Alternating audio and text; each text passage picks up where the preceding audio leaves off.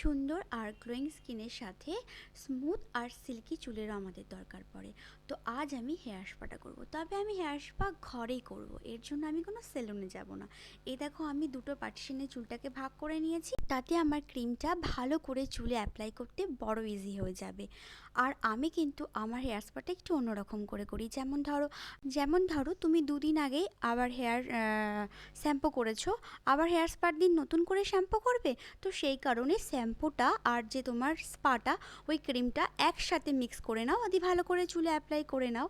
তাতে শ্যাম্পু আবার তোমাকে নতুন করে করতে হবে না, স্পাতেই সব হয়ে যাবে। তো এখানে স্পা অ্যাপ্লাই হয়ে যাওয়ার পর, মানে ক্রিমটা অ্যাপ্লাই হয়ে যাওয়ার পর ভালো করে মাসাজ করতে হবে। মাসাজ ডান হয়ে যাওয়ার পর এই দেখো একদম আমি রেডি। আর এটাকে আমি 15 to 20 মিনিটস চুলে রেখে দেবো, দেন ভালো করে স্নান টান করে একটা ওয়ার্ম টাওয়াল চুলে জড়িয়ে রাখতে হবে।